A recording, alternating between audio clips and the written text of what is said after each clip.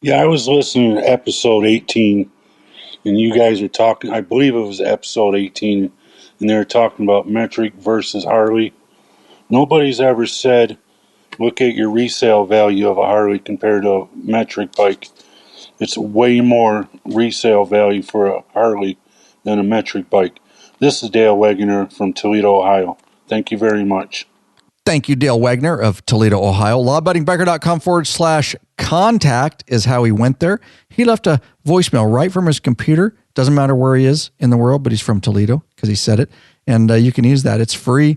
Use your microphone. It may make the episode. Lurch, do you remember back to episode 18? Dude, that's a long-ass time ago. That was so long ago. I couldn't tell you who was on that episode. I don't know, but good job. I guarantee you were on it. I guarantee. I don't think I've missed one yet. But here's the thing, Dale. Thank you for leaving a voicemail. I have no freaking clue what we talked about, but that is what happens, Lurch, Chewy, is people find the podcast and they email us all the time. They binge listen and they back catalog because we've got how many episodes out now? 187. Oh, 87.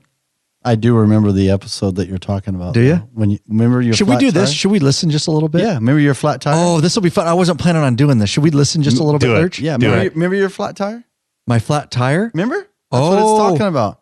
On our way to Big River. Because you're reading the description. Yeah. I did even good descriptions. Look at that back then. So it may not be the correct episode, but play it anyways. All right. Let's just play a little bit to see how it was back in the day, back when we started. This would have been in probably 2013 or 2014, just for fun. Law Abiding Biker, episode 18. We're legal. Welcome to the Law Abiding Biker podcast. And it's the best podcast because it's my daddy's podcast.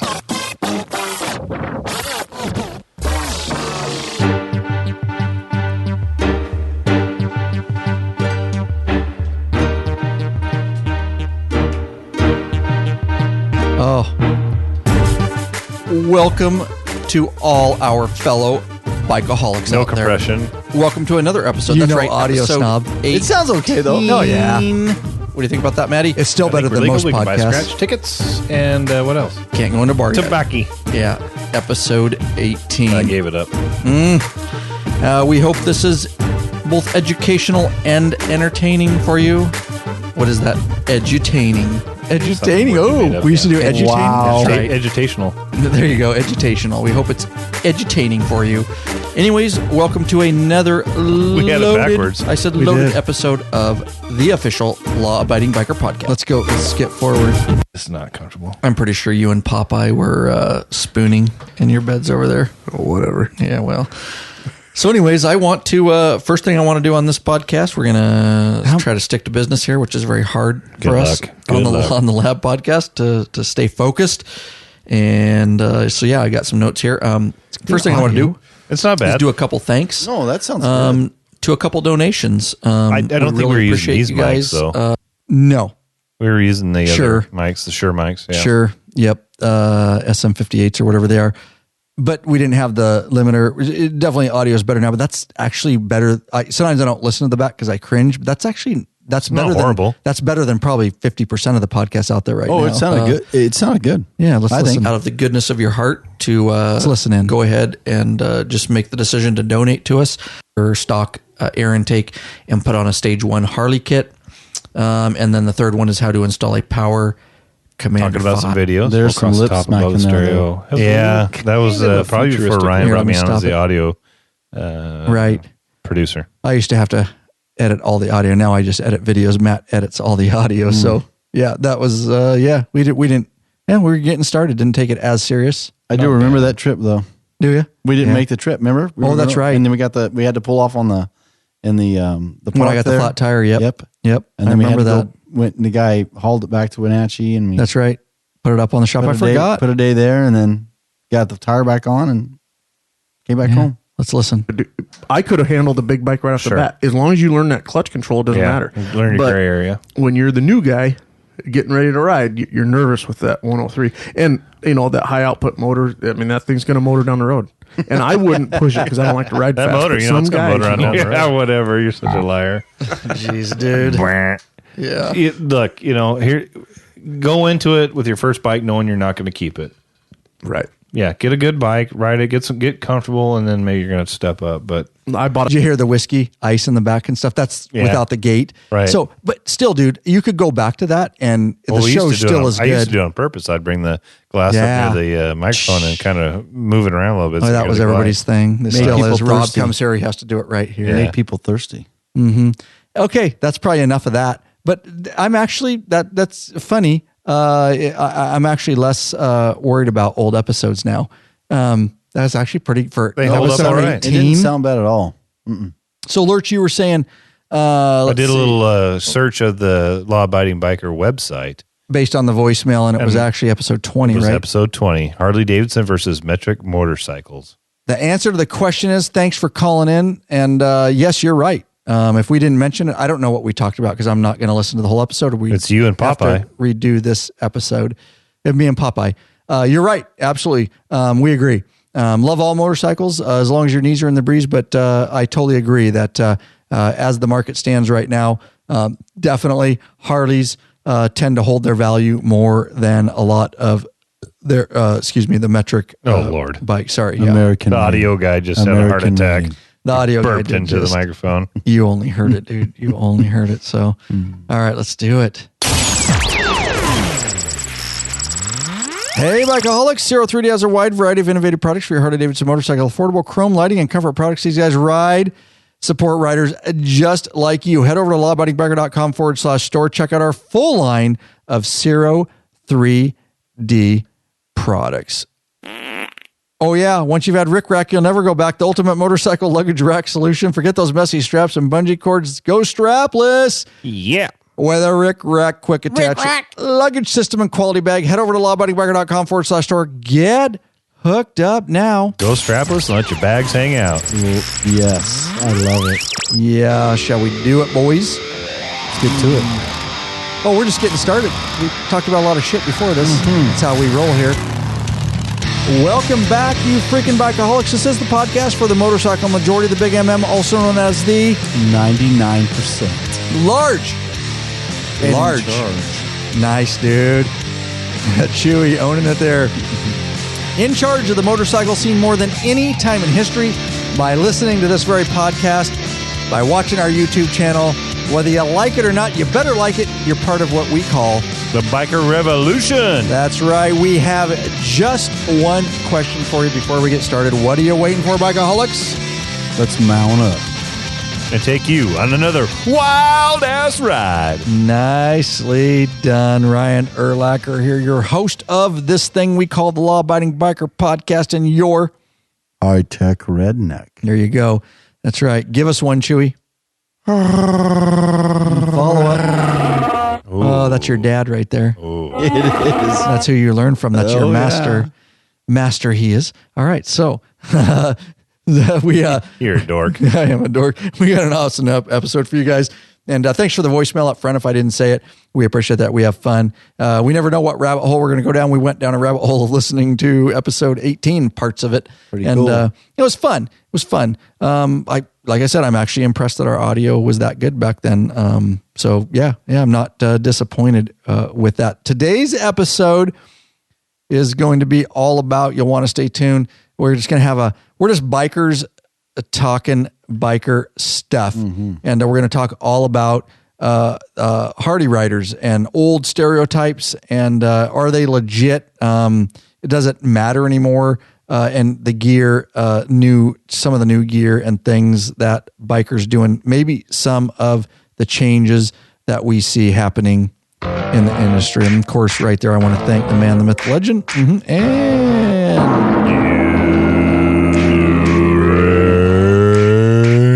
there you go, Lurch. Thanks for being here. We are right off the back of a live patron-only video broadcast and chat. This one is podcast recorded only. Don't forget, don't worry, the live ones, if for whatever reason you can't become a patron, you do get early access. You get it several months ahead at some points, and you get to view the live if you want. Even if you don't see the live in your patron account, you can see the episodes. You can listen to the episodes months before they come out to the general public. So definitely get hooked up if you guys can. But this one is not a live event, is what I wanted to say. So we do want to thank these people for sponsoring this podcast, and we definitely appreciate the support. Why don't you thank these patrons? We would like to thank Gerald Ventresca of Clark Fork, Idaho, Daryl Whitefield of Alton, Illinois, and Nick Hilner of Wichita Falls, Texas. He is a top tier patron. Nicely done. Lawabidingbiker.com/Patreon, Patreon. You can pledge a certain amount for purpose of content. No risk to you because you can put a monthly cap. We understand the family budget. You can get access. You can get t-shirts and stickers, access to our private Facebook group, which is blowing up. It's a troll-free zone because it's monitored. Nothing but bikers helping bikers. You can get access to our premium videos up on request if you pledge at top tier. All depends what level you want to sign up. Nonetheless, we'd like to meet you. We'd like to get you know better. The best way to do that is become a patron, and certainly we want to thank those folks. New free video. You want to talk about this, Lurch, since you were involved in this? We have a new one, and it's called Got Lights, Radical Vision X, and Rivco LED headlights for Harley, Indian, and metric motorcycles. So we give you a few options. We give you a option to completely replace your headlight with a Vision X, or for those that are a little more budget conscious, we have an option from Rivco that's an LED headlight that replaces just the bulb on H4 style headlights. So the 2013, correct me if I'm wrong, and older touring bikes and even some of the newer ones, but basically anything with a Harley H4 headlight in it, or not even Harley, it's just an H4 headlight. Right. You can replace H4, that. Right. So it's an affordable option for guys with the definitely when I'm kind of touring centric, but the ones that have that bulb, you can just replace it, and it's a nice bright option, and it's a little more affordable. But we $70, really I think we have it for sale in our store, $69.95 somewhere in there. Yep. So we give you some definite options on how to be safe and light up the night when you're riding that bike and see what's coming. And daytime, so motorists can see you better. No kidding. That's good point. When it's nice and bright, those things definitely catch your eye in the daytime. But they light up the road. They give you a much fuller light field, so wider and more inclusive. And the LEDs punch through the night and reach out farther. They light up the street signs much better, and they also light up the road hazards and the road striping. Nicely done, dude. So that was a live event I did live on YouTube.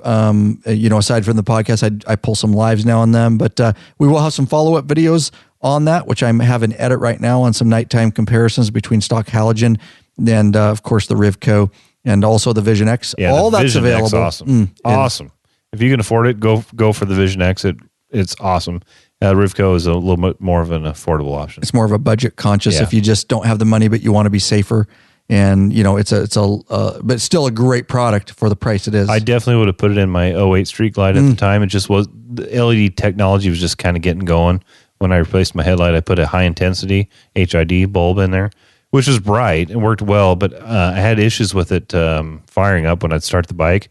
Sometimes it just wouldn't, the headlight itself wouldn't fire up. Right. I'd have to turn the bike off and refire it, and then it would go. But I definitely would have went with a Rivco back then because I was a little budget conscious back then. Now I prefer the Vision X, but the Rivco, very good option for those that are on a budget.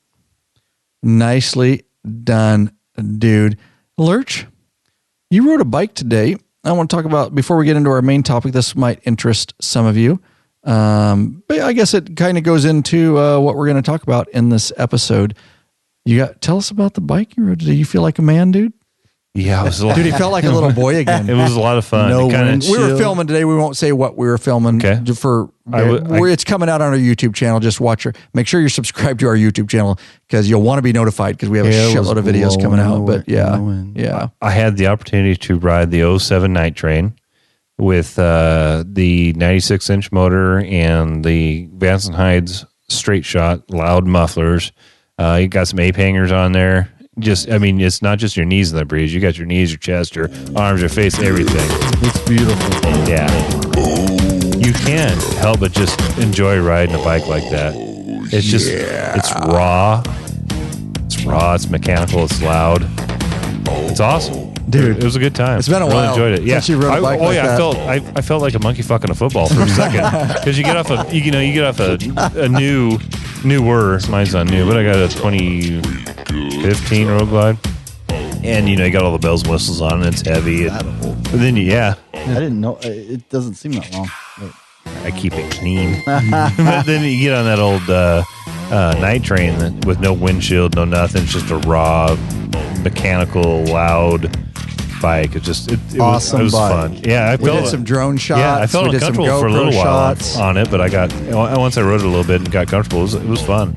Can I say publicly, you look like a badass dude on it. He felt young and fertile It again. took 10 years off my life. You look, your hair's not even gray anymore, no. dude. Now it's all brown now. It's brown again. You look like a little boy sitting over there. It is, though, riding some of those bikes, although for short distance. But for sure. But we get it. But Bow, bow, trivia, what movie is this from? bow, bow. That's Teen Wolf. Hang on. Nope. No. It's Who gets it first? Footloose? No. Oh. It's not Ferris Bueller's Day It Off. is. Yeah, dude. Oh, yeah. Chicka chicka. Meow, meow. Oh yeah. Nice. That's how I felt. Oh, yeah. That's what I'm saying. Loud pipes and shit, dude. Got off, Lurch. could barely walk because he had a heart on. Right. I killed it too. Did you? Is that Yeah. why you couldn't pull out that one time? Yeah, I yeah. was like, what happened to Lurch, dude? Straight up, man. Because I'm used to the fly-by-wire, Right. throttle by wire, and the cable throttle. You got a little bit of slop in that until it grabs, right? So I start letting the clutch out and turning the throttle, expecting the bike to go, and it didn't quite go. I was one. I never. No, I killed it. Yeah, dude. I killed it. It was embarrassing as shit because there was a car right behind me when I did it. Then I had to restart it. Now, of course, it didn't want to fire right away because I just killed it. So I had to turn it over for a second. Finally, boom, it went, and I took off. I'm glad you brought that up because I did not realize what happened. Chewy, Embarrassing as hell. Chewy, you rode in on a different bike because you ride a what year? 2013. 13 Street Glide, and you rode in with some pimping bike, dude. 2008. I just want to say, you probably look badass on that because I didn't see I'm you. sure. I bet you I did. So how'd you feel? I'm pretty sure. Tell us what this bike is, dude. It's a 2008 Road King. Dude, it's fucking awesome. I mean, yeah. I feel like you're riding it's nerdy, nice. dude. Oh, yeah. It's not mine. It's my uncle's, but Yeah. What year is it? 2008. Yeah. It's banana yellow, 10,000 miles on it. nuclear banana. Oh, it's freaking 10,000 miles. It's awesome. Dude, it looks cool. It's got apes on it. Yeah. Rides great. You Runs ride- good, loud. Did you ride dirty over here? Oh, I did. I flipped people off as I went by 'em. How'd you acquire this bike? I mean, generally, you don't have to give specific details. my So you're uncle- storing it for He somebody. did some and- contract time in Iraq, so yeah. he needed me to store it for him. That's right. That's cool. You get to ride it. Oh, yeah. You're storing it, so you get to ride it. Yep. It is. Do you agree? Totally. Just like what we were talking about, getting off your, street glide to something like that. Yeah, it's cool. Again, you wouldn't want to ride that across country No. like we do, but No But it's- fairing, no speaker, no cruise control, You're no just- nothing. You just, Well, you're like a sail. I live about 10 minutes away, Right, so I was yeah. like, you know what? I'm going to break this one out tonight. It's nice, dude. that's cool. It'll be cold riding home tonight. Oh, it will. But that 10 minutes, big deal. Oh yeah, Yeah. we'll make it. Sweet, dude. Sweet. So it's always good to get the bikes on the side, not our full-time bikes, but get the bikes out on the side that make us feel young again. All right, so we're going to do this episode. I just want to stay up front before we play this. I neither agree with everything Adam Carolla says. He's a jackass. He's funny sometimes. I don't mind his show. I listen to it quite a bit. He's a comedian. But And comedians say offensive shit. Yeah, it pisses you off, but then you have to realize that's how he makes his living. Mm-hmm. Sure. He makes his living, not everything he says he believes. He just says it because it causes controversy, and that's what And comedians and personalities. Well, I've never seen this. Does he ride a Harley? No. No, he's then- a sports car driver. No, Okay. so what he says though spurs a lot of conversation, which is what we're going to talk about Okay. today. Does All right. Harley-Davidson riders have a specific stereotype? Did they used to have a stereotype? Do they have a stereotype now? We're going to take some notes as we do this. Take some notes of some key points. And some of the things he says in this just because I do listen to him, and I've heard him. I haven't heard this rant, but I've heard some of the things he says about Harley riders. And whether it's true or not, that is the general impression that your average person has. Sometimes. And some things he says are true. Oh, yeah. So I'm giving him credit. Yeah, you're right.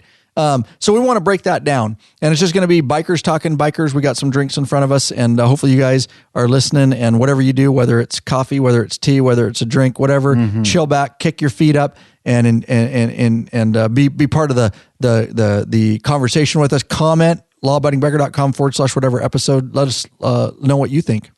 Hey, you mowing your lawn right now? We're talking to you. That's right. Hey, you out there jogging, listen to us. Right. We're talking to you. Nice. Yeah, Stop exactly. right now. Hey, you ignoring your family with your iPod and your earbuds in. We're talking to you That's as well. right. You right there. That's right. Nicely done, dude. So let's listen to this rant. It'll be a lot of fun. There's some funny stuff in it, and there's some stuff that we'll agree and disagree with. Nonetheless, again, he's just a personality. So, but but what he says will actually, the reason I'm playing it is will actually spur the conversation for the rest of this episode. So have fun with it. Riders in general suck.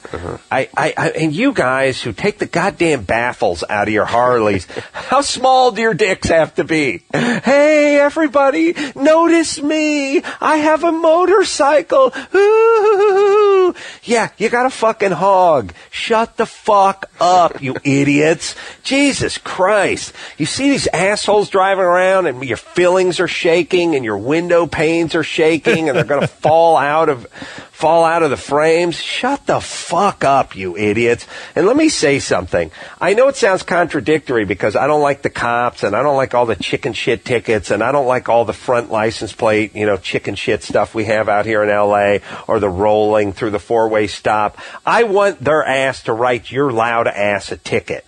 Why? Because you're waking me up. You're fucking with me. Me not having a front license plate, that's between me and Johnny Law. That's between me and the guy who puts the cameras up at the intersection. You, with no goddamn baffle in your hog, by the way, that you're invading your home in your car. I'm literally trying to take a nap and there's some jack off going down the street and it's shaking my light fixture. I can see my water moving on my nightstand. Like Jurassic Park? Yes. Put the fucking baffle in, you idiots. And here's the better question. You guys are dicks and you don't know you're dicks. I mean, let's face it. There's so many guys out there who just don't know they're dicks. They're walking around in suede vests. They have one big hoop earring on. They're wearing leather pants. They got a hog. They've taken the baffles out. You're waking up the fucking neighborhood. You're a dick. You don't know you're a dick, but you're a dick. But here's who I want to talk to. Your woman. Hey, ladies who are hanging around with the dicks, possibly sucking them, how about you straighten these assholes out? Would you please? They're obviously clueless. They don't know what the fuck's going on. They're stupid. They got beat up in high school. Now they've plucked their chest and they've pulled the baffles out of the hogs and they're driving around. They've been doing too many curls at the gyms, or maybe they're on some kind of male replacement hormone therapy or some bullshit like that. But listen, maybe the Grecian formula's rotted their brain. But hey, ladies, would you please get your dick in order? Would you get that dick on a leash? I swear to God, I see so many doofus dick asses out there, and I think to myself, well, he's a dick, and then he pulls up with his other dick buddies, and I realize, okay, they don't all know they're dicks, but somewhere there's a lady waiting for them at home, right?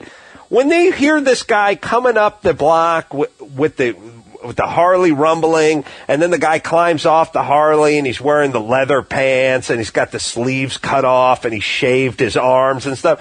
Ladies, how about you tell him to knock that shit off? You're 44. Who the fuck are you impressing? Jesus Christ. I don't know if we're getting dumber.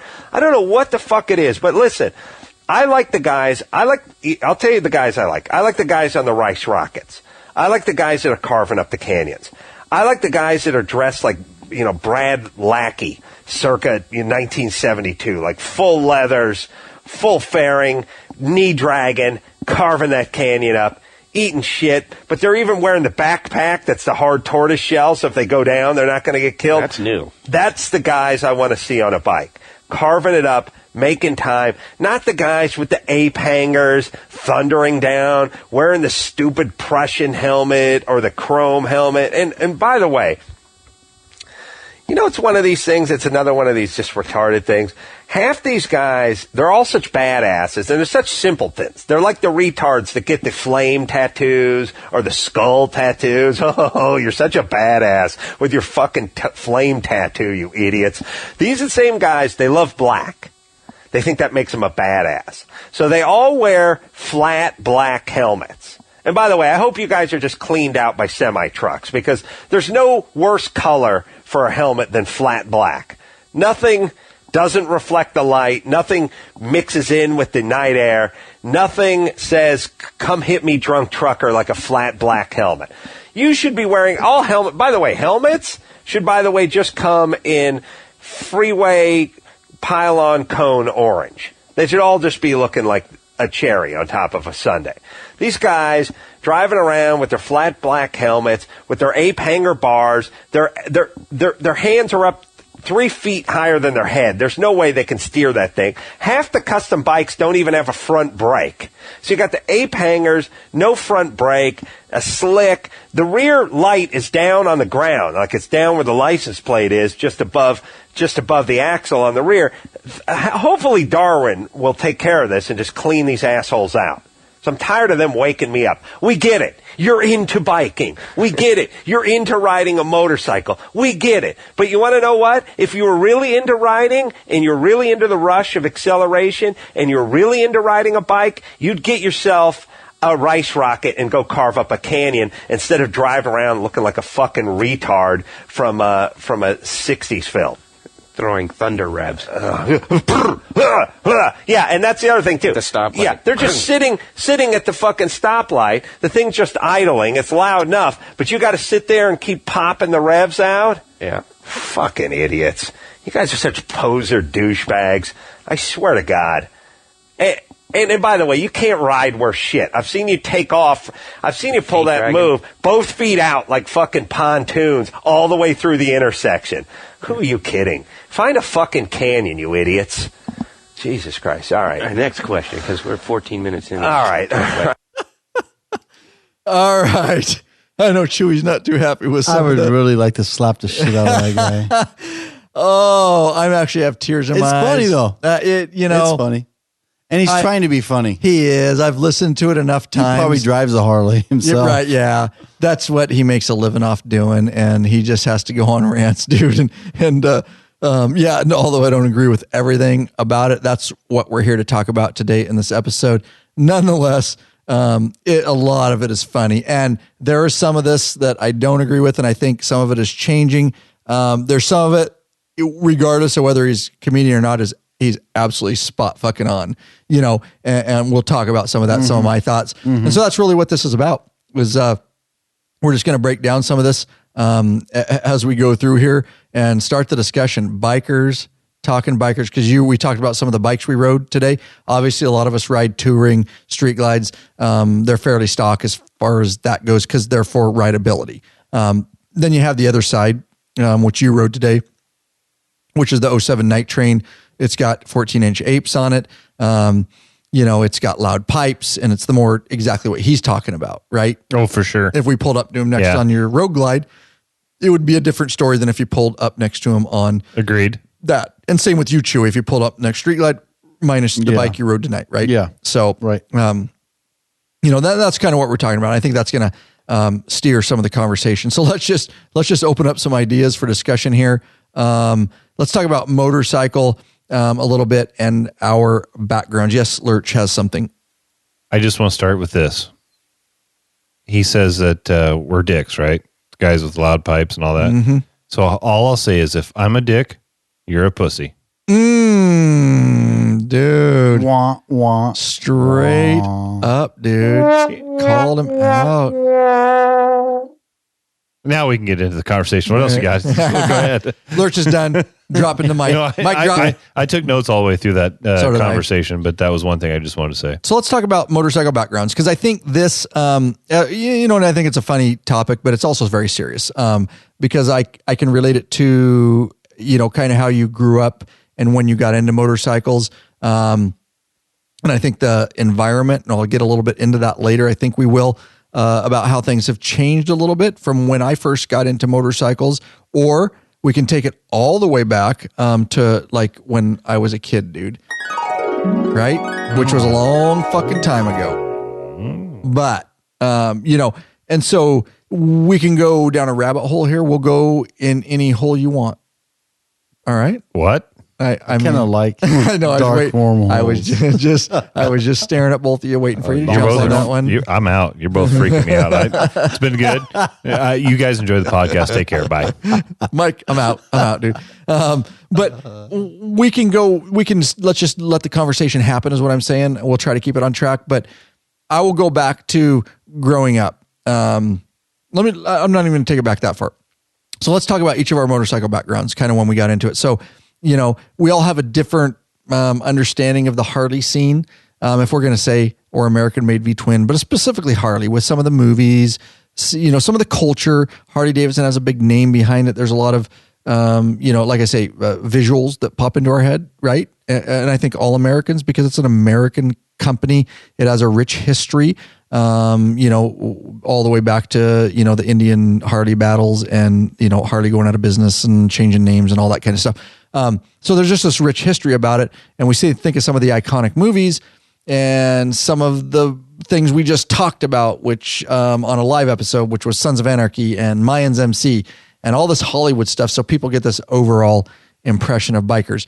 And I think it makes a difference too, of where people live, of what kind of bikers they see. If you're in Southern California where there's a ton of biker gangs, you may see some of the more stereotypical thing like what Adam is talking about.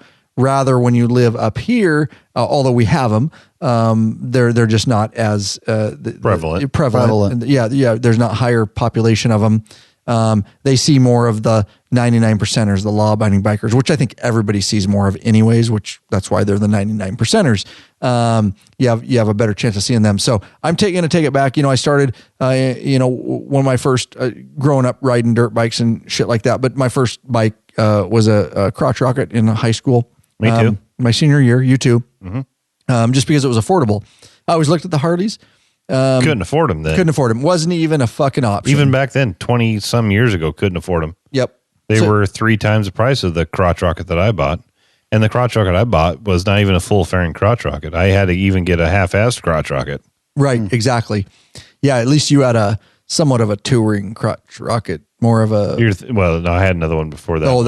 Yeah. I forgot about that. Yeah, I don't know, Honda VTX. I had a VFR, Honda VFR. But before that, I had a Yamaha Seika 2. Nice, which didn't have you told me about that. Yeah, it didn't have the full fairing. So the motor was exposed. Right. So yeah. It was an entry-level bike. Entry level, exactly. Got your knees in the breeze. And that's why we support all bikes here. Everybody's at a different financial point. But back there, back then I was like, there wasn't even a thought. Like Harley was for these people, right? And I was in high school and going to high school and working 32 hours a week on top of it at a grocery store. So I got what I could.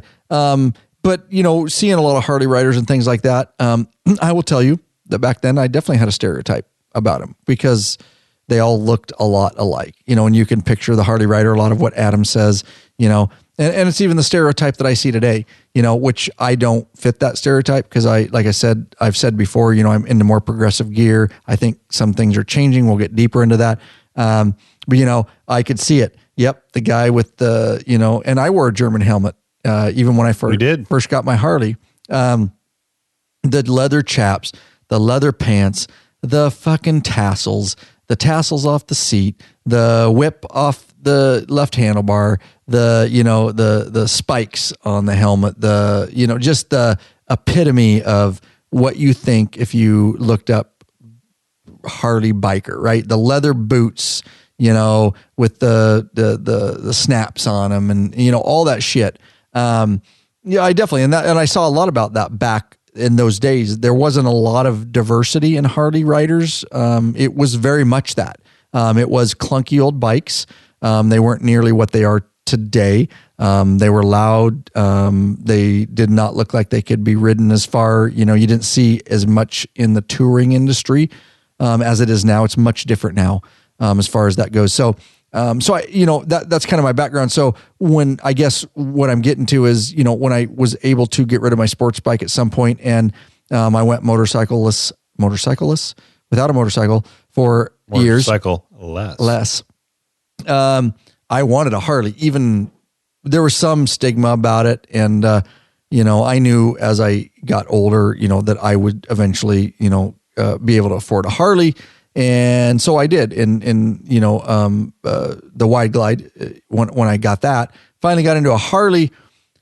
But I will tell you, and then I'm going to shut up because I want to hear some of your guys' background a little bit and some of what you believed before you got into Harleys and kind of what you thought. But I will tell you straight up, because I'm very, very honest. When I first got a Harley, I totally fell into the total stereotypical Harley rider, because I didn't know anything else. I knew what I saw growing up, and I knew that right away, oh fuck, I needed a German helmet. I needed leather chaps. I needed the heaviest fucking leather jacket that could weight me down. I knew that I wasn't cool if I wore a full face helmet. I knew that Harley riders, definitely didn't do that. That shit ain't cool. That shit's changing, and we'll talk about that. Mm-hmm. People are getting a lot different and smarter. Not that you're not smart. It's a personal choice. We've talked about that in the past, but it's more acceptable. Again, I digress. So I totally fell into it, dude. Oh yeah, dude, straight up, the German helmet, the leather coat, the leather boots, the leather chaps, the whole look, dude. Bandanas, dude, is from, here to their extra bandanas and that's cool. I still like that look. But that was Harley, man. And I wanted the loudest motherfucking pipes that I could get. And, the intake and all that kind of, I had the license plate low, which he talks about, which we'll talk about, down on the, swing arm, and, nothing about safety whatsoever. It was purely about how badass I could look and how badass I felt, big, 16-inch apes, which I still like. It makes you feel awesome. And so I'm not against apes. We have apes on this night train, one of the bikes out in the law-abiding biker shop here that we're looking at. But so I totally fell into that stereotype, and I rode that way for years with that, not knowing a whole bunch else. And there's nothing wrong with that. So if you're listening, I just want to tell you, I'm not making fun of that. I'm just saying that seems, when you get a Harley, it kind of seems like that's the route a lot of people go, is just, that's what you see. That's how a Harley rider is, and that's what you do. All right, I'm going to shut up there, and let's hear about a little, kind of piggyback off what I said, and a little bit of your background, and then kind of how, when you got into Harleys, like how did you decide to do what you did? Let me say this. Each genre of whatever you're doing has a uniform, if you will, has a clothes sports that you bike, wear. Same thing. Yep. Do you see cowboys walk around in leather? No, you don't. They got cowboy hats and boots and jeans. I mean, surfers, they're walking around in shorts and flip-flops, tank tops. Each genre has a uniform, if you will. So nicely said. When you think of the Harley rider, especially, when we first started riding, you and I started riding Harleys around the same time, it was leather. You wore leather, you wore a half helmet. If you wore a full helmet, you were a pussy. So you wore a half helmet, you put a bandana over your face if it was cold.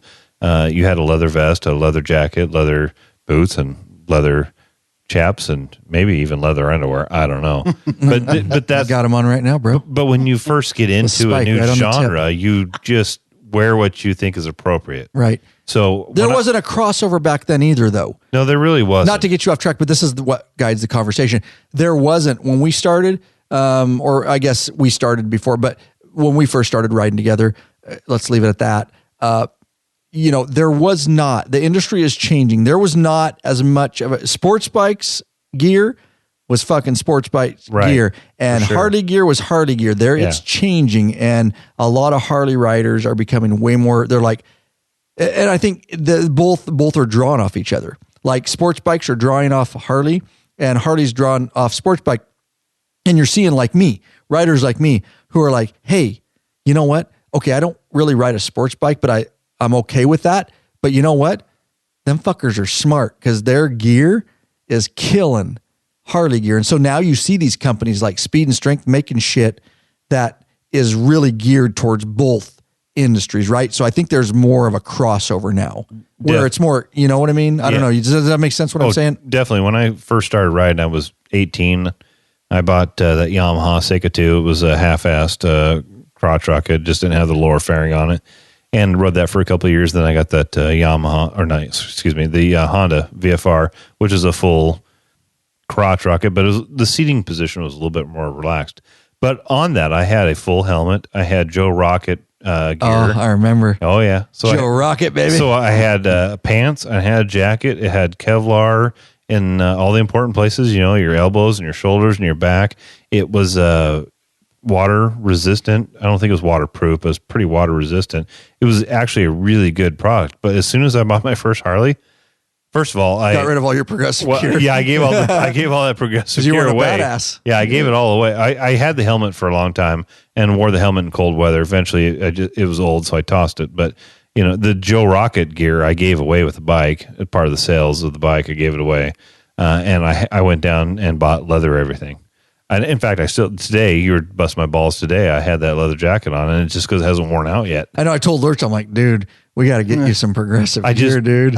But it's functional. There's nothing wrong with leather. It's protective. It's just there's it's better heavy. gear. That but jacket weighs like 40 pounds. Correct. It's insane, and it's not waterproof. No.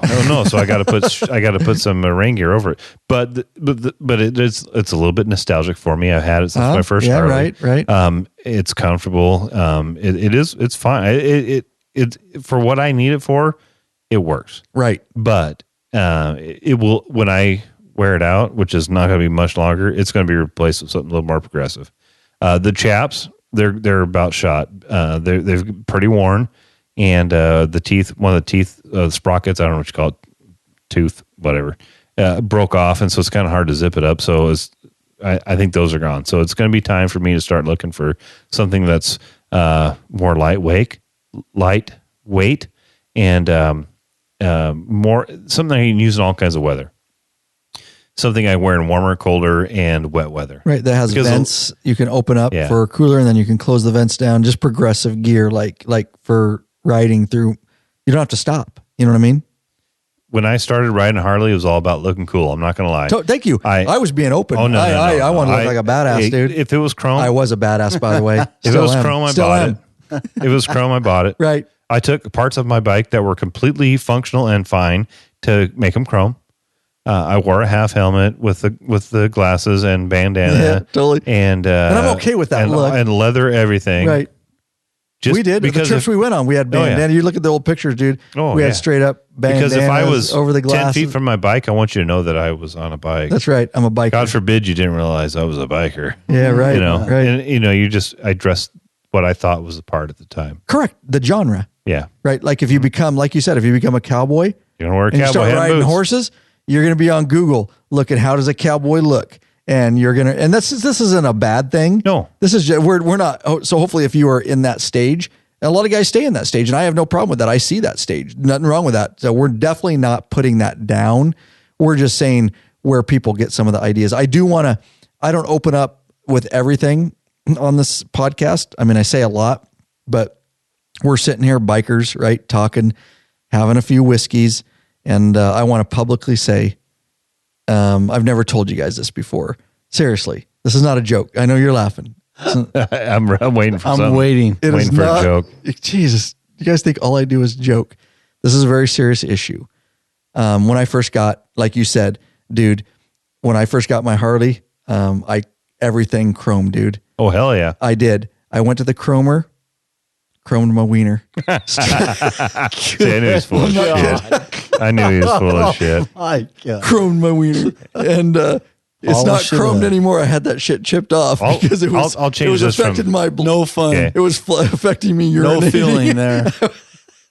I was having problems urinating. No feeling Not there. King Mice, King Chrome. The problem is they did not tape over the slit. Oh, that's unfortunate. They chromed the slit. is Everything was unfortunate. backing up. And I'm just saying, I told him to not chrome the slit. Every genre's got a lifestyle. It's got a apparel. It's got music. It's You're just got blowing food. over that. It's That was got- funny shit. I'm trying to You're just keep it blowing on over track. it, dude. Jeez. All right. I told you I was going to open up in this episode. Well, let's pass the mic to Chewy. Chewy, before we pass the mic to Chewy, talking about chrome in your shaft, this company has a lot of chrome shit. They will not chrome your junk, even if you ask them, but they got some badass stuff. Hey, Bikeaholics, searching for new and exciting motorcycle products? Zero 3D has just what you're looking for.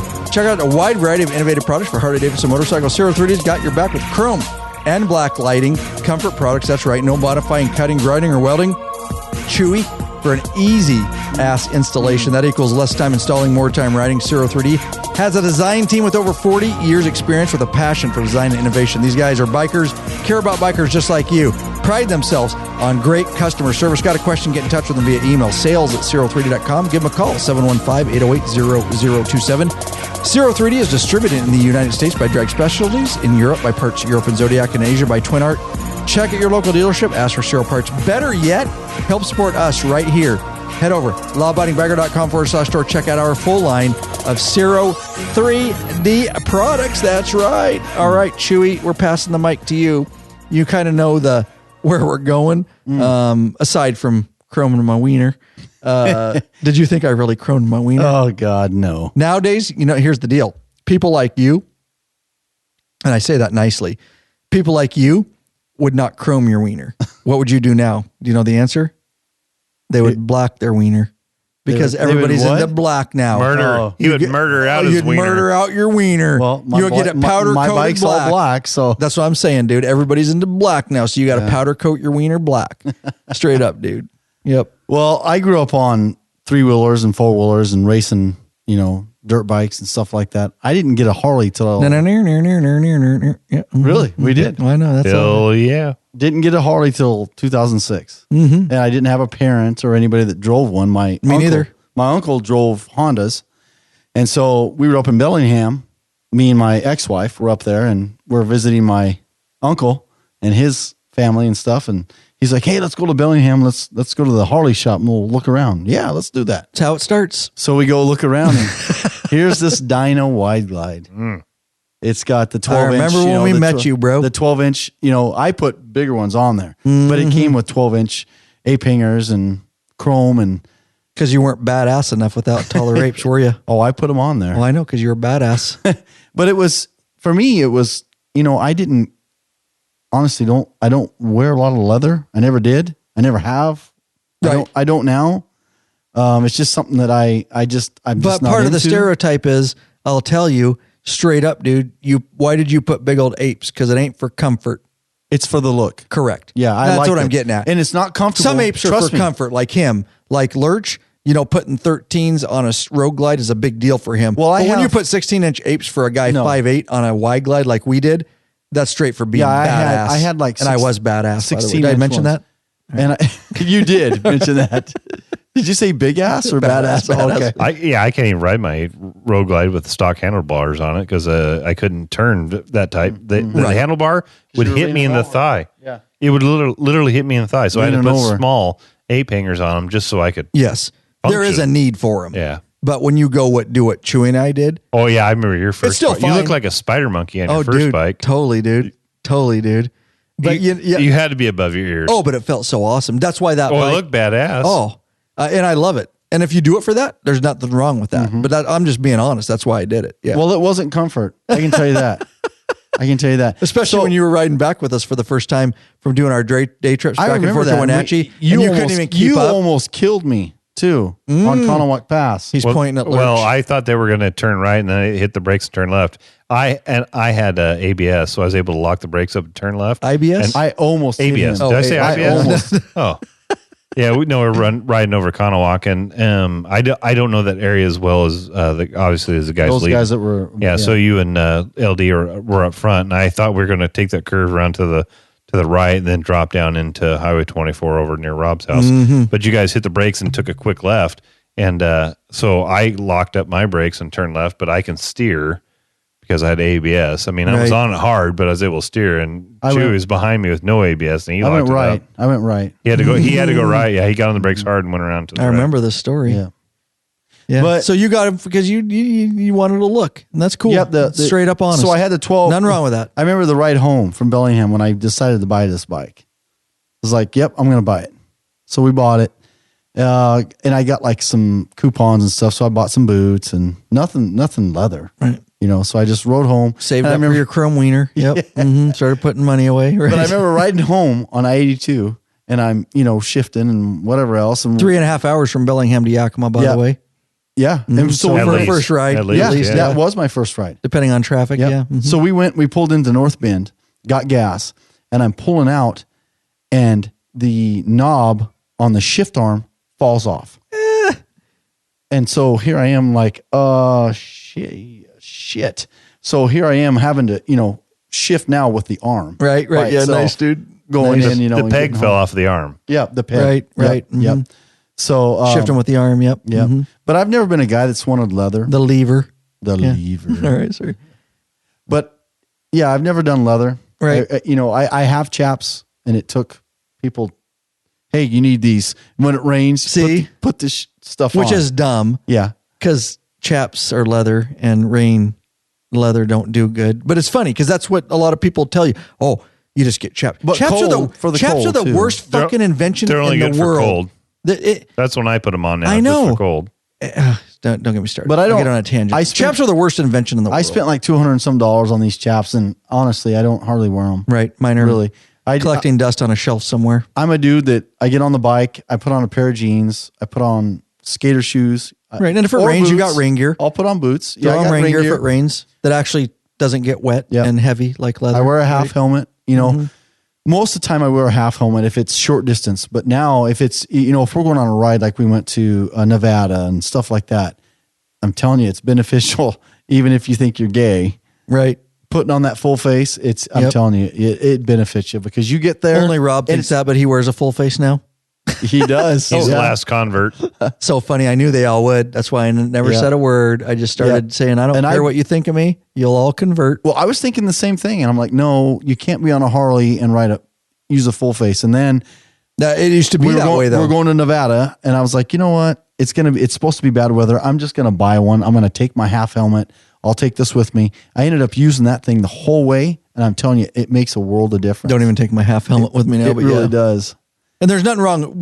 I just want to make sure, if you're listening out there, I'm not dogging you. I said chaps are the worst invention in the world. If you wear them, good for you. I'm not dogging you. I actually ride with people. In fact, Lurch wore chaps today. So, or full or half helmets. I'm not dogging you. Everybody make your own choices. I'm just telling you, guiding the conversation here is how a lot of stuff is changing. And of course, I'm giving some of my opinions, which are not necessarily In the way you cold, should operate. They are beneficial. They are. I There's will other tell you. gear. And that's why I They wore are. them. And I They don't work like well. them. There's just other gear that Yeah. does the same I thing, don't but it doesn't like mean them. they're not good. Honestly, I don't like them. I don't like the way they look. Yeah. I just don't. But I wear them because they're warm and they Right. keep me warm. And it's on occasion. If it's cold, I'll throw them on. If I'm going on a long trip, Right. throw Right. them on. That's why I wore them today, because I knew we'd be in here podcasting, and I didn't want to have heavy long johns underneath. And I don't have Kevlar jeans. Right. It makes a difference. Yeah. Yeah, I wore what I had. So for me, like you said, Chewy, it keeps you warm, keeps the wind off you. So that's Yep. why I wore them. Right. Yeah. And there's nothing wrong. And I used to wear them, and they do serve a purpose, and they work well for what they are. But Suck these in days, the rain. like I ride the Leo bike every day, my police motor, and I don't wear chaps. I wear long johns. But I get it. You're working all day. Yeah, and- see, there's no way. if you're on outside a all day. police bike, there is no way I'd wear chaps. Right, yeah, exactly. dude. No way. They wouldn't let us, but Nope. yeah, I'd not wear- part of the uniform. But Yep, no I way. just throw long johns on the cold mornings, and you can always take them off. But yeah, I get why you did it. And they do serve a purpose. We can get off on a chaps tangent, but I like a half helmet, Kevlar too. jeans, long johns. Yeah, I like a half helmet. I do If at it's- times, yeah. If it's like today, I rode a half helmet. right, It's nice. You're not going a long ways. right, You're traveling a little distance. It's cool. right. You know it's where nice. most You got accidents the wind happen, in your- Chewy? What's that? You know where most accidents happen? Yeah, between like 5 and 3 miles from your house. No, so I'm just calling you only because this is a great biker discussion, but that's exactly it. Like you say, oh yeah, I throw my half helmet on once in a while to run to the grocery store. Well, that's when the accident's going to happen. So, but I get it. I love them. It's a great feeling. So I'm not dogging them. I'm just saying, if you're looking at it from a true safety standpoint, then the most times you would wear your full faces when you're going to the grocery store. you know what I mean? It's kind of a weird thing because most accidents happen during those times. So, but it feels cool. I get it. I like the wind in my face. I wore a half helmet for years. But if I'm going on a long trip, right, I want that full face. Yep. Agreed.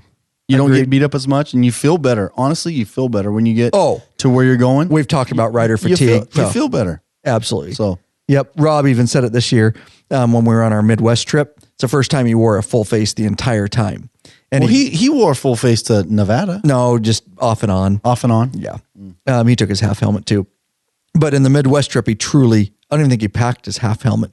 And he got in the hotel room because I was rooming with him. And for the first time, he's like, he just told me we were having some drinks and he's like, dude, it's so amazing.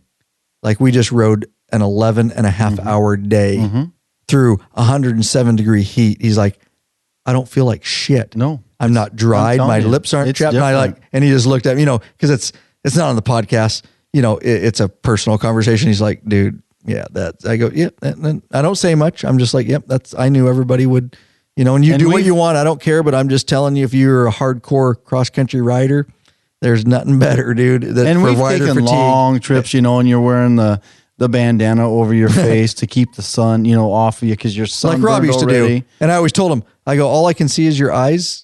Is that you're basically you're basically making a full face helmet without the protection of a full face helmet, just from the elements, But right. I do like the half helmet, and I keep both. I use them both. Yep, good. So. Yeah, not like I say, each to their own. I have no problem with it. Definitely not here to steer on what you should and shouldn't. We're just talking about some of the stereotypes. So, is that what you thought though when you first got a Harley? Oh my God, we're just time flies when you're just talking biker shit, huh? Is that what one of your first stereotypes was when you started a bike as of a Harley rider? I mean, what if you went back to when you got a Harley and you're like, I'm getting a Harley. This is what I need to do to be a Harley rider. I've never been that way. No, I've always been myself. I didn't want a bunch of You didn't have any picture of a Harley rider in your head? What you thought of a no, Harley rider? No, I did. Okay. Big guy with a big beard and, Thank you. He wore a half helmet and stuff like that, but that wasn't me. Well, I'm not saying it's you, but what was your stereotype? But that was my picture of, the guy with the big chain and, and I've seen guys with tassels and I didn't understand. I never pictured a biker with tassels. Really. And one of my best friends had tassels on his handlebars, and I thought that was the gayest thing I've ever seen in my life. So I never would have done that. But if you got tassels, you got to have a banana seat. Something. But no, banana hammock.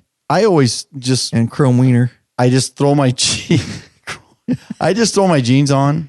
Even after the accident, that I had. Oh, right. When I was not wearing leather then. I had my cut on. Right. Didn't have chaps or nothing. And that's just the way I roll. Well, I did have boots on that day. And normally on short distances, I'll wear the skater shoes. Right. But if I'm going long distance, I'll wear boots. For everybody listening who not practice what Chewy practices, highly dangerous. And we would like to get into some more protective gear, Chewy, because we love you.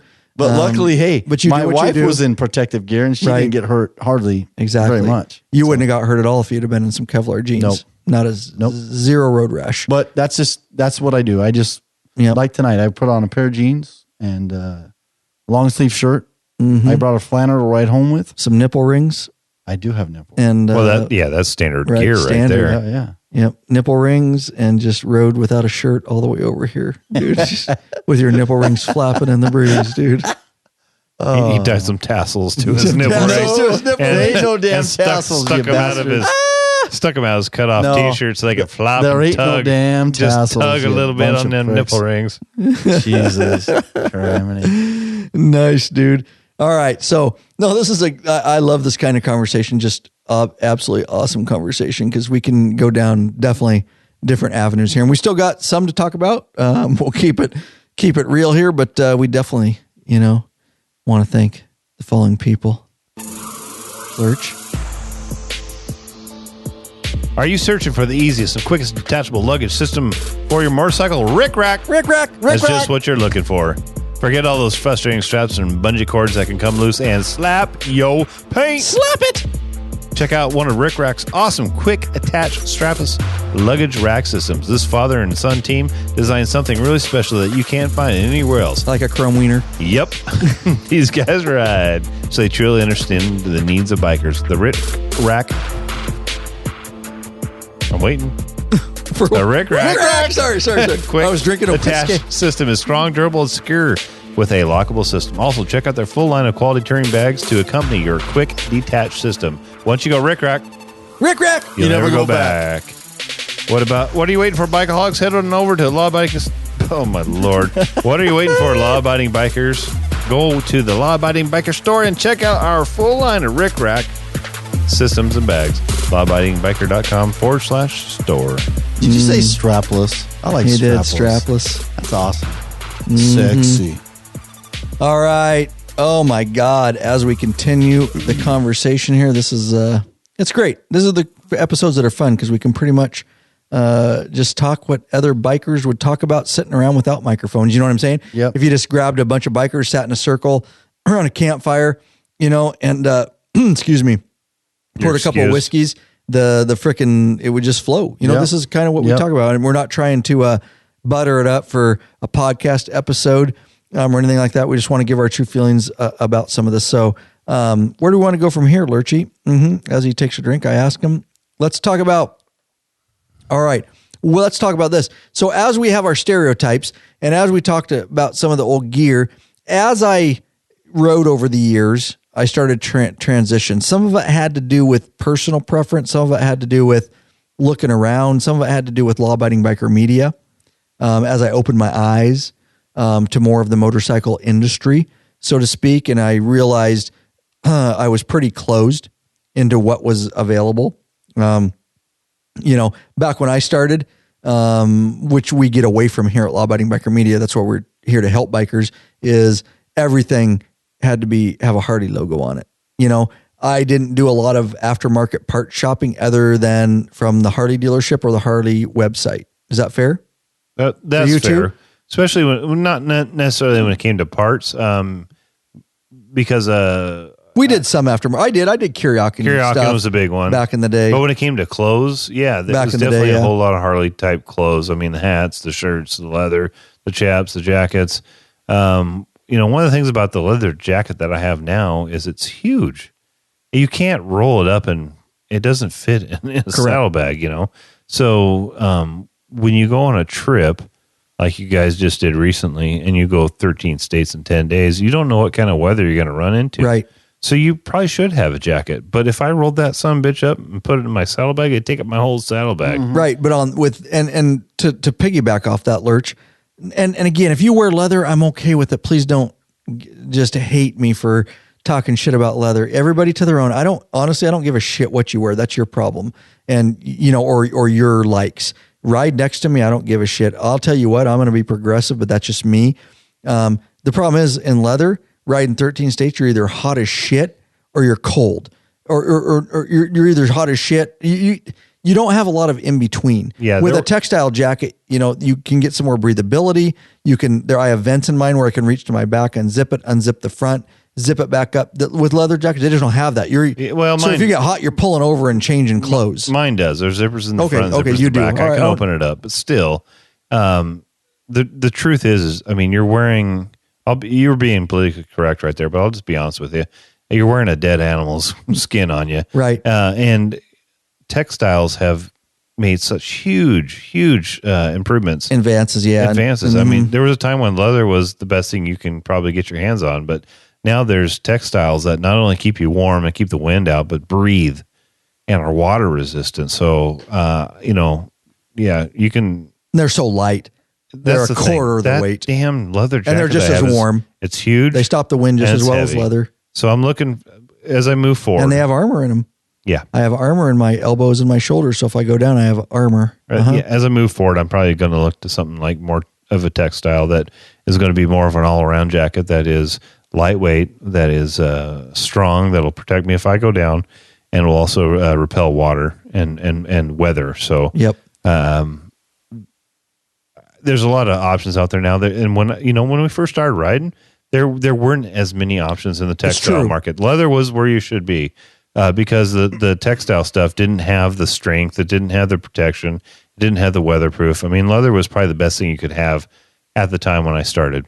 Now that stuff that I bought originally is starting to wear out, and as I move forward, I'm going to start looking at some other options, more advanced type stuff. I'm about ready to test a new textile jacket coming up, so pay attention to the YouTube channel, guys, and we'll review it on this podcast, of course, with that textile. But I will give props here to the sports bike industry. They're the ones, honestly, guys, whether you like sports bikes or not, they're the ones that were way more progressive. They've always been ahead of the V-twin, American-made V-twin gear market. Your sports bike riders have been rocking a lot of this gear for years, and realizing that Harley riders are kind of old and non-progressive. You'll hear a lot of that from them, and that's okay. The two industries are merging a lot, is what I'm seeing as far as trends in the market. And Harley riders are more open now to getting out of that stereotype, because that's what this episode's about, that stereotype. Harley riders are way more open to it. They're realizing that, we were stuck in a rut, and why are we doing this? Why are we doing the things that we're doing? And I think with, a younger generation of Harley riders, of course, we're just seeing a huge transition in the industry, and you're starting to see a lot of changes as far as the gear. But I do give props to the sports bike industry. They're probably like, yeah, it's what we've been telling you for like 10 years, guys. What you're wearing is shit. And what we've been wearing, even down to the shoes I wear, I wear, shoes, and you say you wear the skater shoes. Well, the cool thing is I wear skater shoes, but they're actually motorcycle shoes, and they have all kinds of extra protection, built in, heel support, and they have, for your ankle bone, they have, armor there. So you don't, because that's the first thing that gets grinded down in a wreck. Well, if I wouldn't have been wearing boots in my accident, right, my toe would have been torn off. Right. Yeah, no, I remember it went through your boots. Tore a hole through my boots. Right. Yeah. I know. So if I would have been in skater shoes.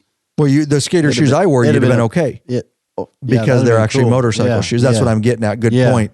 They actually have the protections of boots, yet they look like a skater shoe. So you can still wear stylish things and wear the things that you want to wear, like my Kevlar jeans, and like when you went down on your bike, you'd got zero road rash if you had Kevlar jeans over your ass. That Kevlar, you wouldn't have got a mark. And, that's the thing about chaps. When I first started running, I'm like, what are chaps for? Well, you guys nailed it earlier, is they're for cold weather. Weather protection. If that's all you have. But if you go down, you're going to grind there's your zero butt cheeks protection. off. Yeah. There's zero protection for going down. The thing that's most likely going to drag is your ass. Yes. That is what will drag. And chaps are assless. Correct. Exactly. Especially when you ride, dude. Oh, yeah, buddy. Yeah, buddy. Matt might have a picture of me naked with chaps on. I'm just saying. May I got a snapshot of me in It's chaps. a little blurry because it's back in the day when you didn't have a camera on your phone. And, right. Old I think it might even had film in it. VGA camera. What I learned early on was do not get an adjoining room with Ryan Urlacher, because he might walk into your room with nothing on but socks, chaps, bandana, and riding glasses. I did have my riding glasses on. Eye protection is very important.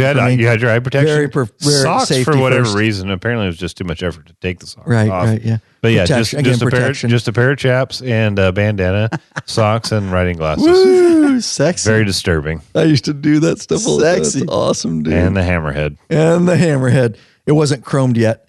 Not yet. I was a year later when I got it chromed. Okay. You don't have a picture of that. I do not, and I don't ever want to have one. God. But yeah, getting back on track here.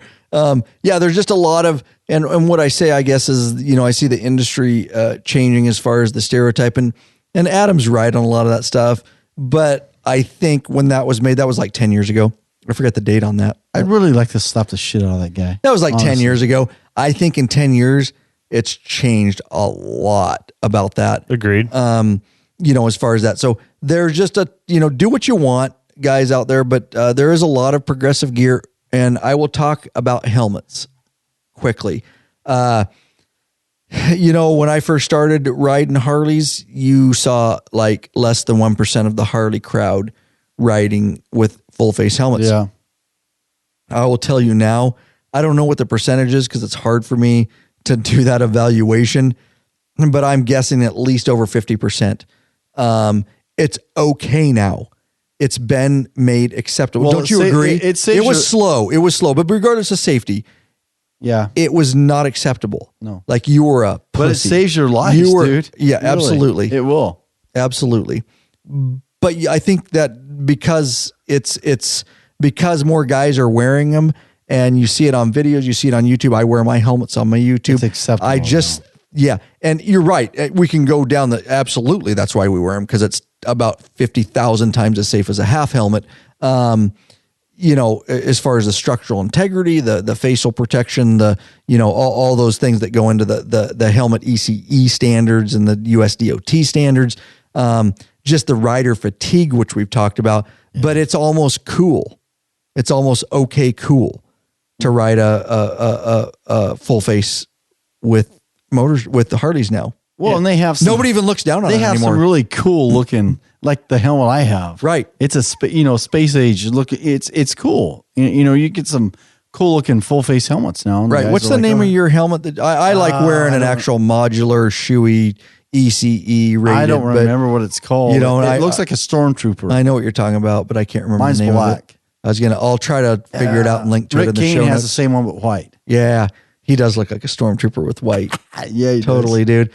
But I don't you agree, Lurch? It's just become more like people don't. I don't know if I'd call it cool. But I think it's cool. I think it looks cool. But I would say it's acceptable. Yeah. Even on my Dyna Low Rider S, it looks cool to me. There's been some major improvements in full face helmets or modular helmets. They're not necessarily like a big round bowling ball or egg shaped helmet. Like the HJC Arfa helmet that I have right now is very lightweight and very small. It doesn't look like a bowling ball put on top of my head. Mm-hmm. The shoey that you have, they're both very attractive helmets. Mm-hmm. Yeah, they don't necessarily functional, attractive, protective. Yeah, they're expensive. Oh yeah, I've always gotten yelled at. My Plus wife comms. every time I go out with a half helmet. My wife's like, you have a full face helmet. Why aren't you wearing that? So it goes to show that your wife's smarter than you. Yeah, she is. She's been riding longer than me. Right. I'm like, nah, yeah, because I want to feel the wind in my face. Yeah. Yeah. So you saw it change over time. I mean, it used to be a feel. I honestly think it looks badass, especially like, I just think it's a badass look, like the guys with like Dyna Lowrider S's with California T-bars, West Coast, doing wheelies and shit, and they're all wearing full. I don't know. I think it looks weird now to me. I don't know, just because I've changed. I just think it kind of looks weird to wear a half helmet anymore, but that's just me. I'm not saying it's bad. You're weird. You're I know. weird. I know. Trust me, I was a diehard half helmet. I'll be straight honest, dude. Talk to me 15 years ago. I'd said a totally different thing. But like I said, the industry's changing, and just what I know from what I see with collisions and motorcycles, because I go to a lot of them, as a police motor officer, it's just, you know what? That's a badass helmet right there. I won't go back to that. But nonetheless, if you like wearing them, there's nothing wrong with it. It is your right. And as long as you're having fun and riding and thinking about, at least thinking about safety a little bit. So I kind of like those old school ones too, that used to have the flap down visor. Just the visor, the bubble visor. They take that off and it's just open. And yeah, the 3/4 helmet. You can put the goggles on. 3/4 helmet with the snaps on the front. Some of those look okay. Dude, those are badass. It's a total look, dude. Is that the one you guys have? No, that's not. Oh, okay. That's not it. Mine. I wish I knew the name of it. Good job, dude. Come prepared. It can transfer into a half helmet, but a full face. Yeah, it's got like the snap-on fucking face guard thing. Yeah, it's like he's looking like it a up. motocross thing. He's looking it up, but that's not it. Okay, Yeah. I was looking at the Mine's Bell got a Rogue. visor. Mine's a truly full face helmet. And is that a Harley helmet? No. Okay. No. Yours just has. It's not a true full face. Yours has just the motocross Right there thing it that is. goes across That's it right there. What's it called, Lurch? Oh, the Scorpion. The There you go. Yes. Scorpion Yeah. covert half Really helmet. cool. Really cool looking helmet. What's it called? The Scorpion. Mm-hmm. Covert half helmet. Yeah, it's really cool.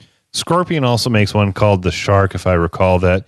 it slides up. One of our motors unit has it to test it. Yeah, so it's a full face, and you slide it up, and it sits up on top. Do not like the look of it. It sits up on top of your head and turns into like a 3/4 helmet. I've not and seen slides that. it down. You can take it totally apart, and it's just a 3/4, and he wears it as a 3/4. That's really cool looking, though. One of our You know, for a backup full motor face. officers, not a fan of it. I will put the links to the description, in the description of this episode of what helmets we wear. I wear a Shoei Neotech. I think that's what Lurch is rocking now. I have a HJC Arfa. Oh, that's right. You haven't got the Neotech yet. All right. Let me put you. Lurch, what are you wearing? HJC Arfa. It's RPHA, something like that. Say it slowly. It's the HJC. I got that. Arfa. It's HJC. That's the name of the I got brand. that. I got that. The Arfa. RPHA. RPHA. I don't even know what that is.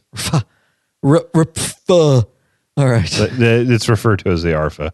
Arfa. Okay. All right. So I'll try to link to these in the description below. Got it from Revzilla. Revzilla. We will give you our Revzilla, lawabidingbiker.com/Revzilla is if you're listening and you don't want to go get it, just go there. And no additional cost to you. If you click through and make a purchase, we do get a small commission. It helps put a little fuel in this law-abiding biker gas tank, guys. I'll show you the helmets. I wear the Shoei Neotech on duty, and I have an off-duty helmet. They're the same, just different colors. Gosh, it's crazy how much we can just talk to that. Oh, yeah. So you guys okay? It's a good time. Yeah, good. Okay. Yeah. Perfect. I don't want to cut it short, but if you guys got to go, we can certainly wrap it up. All right. So here's the deal. We listened to a lot of stuff there with Adam, and I made some notes. That was just the regular show notes. So I want to talk about some of the things he said that kind of ring true. So is there anything to follow up as far as that goes, Lurch, on the stereotype? I think we all agree. There is a stereotype. Do we agree that there used to be a stereotype, or at least up to a certain point? Yeah, there used to be. Exactly what You'll he said, see guys right? now riding bikes in flip-flops. Dumbasses. That's dumb. But Yes. you'll see it. Yeah, you'll see it. I have a few notes here, and I'll just start this off, and we can do a little thank round you. table around. So, Hey, Chewy, can you, since you're not steering the Sensuous? ship, can you run and Sensuous? grab me an IPA of some sort? You betcha. Thanks, brother.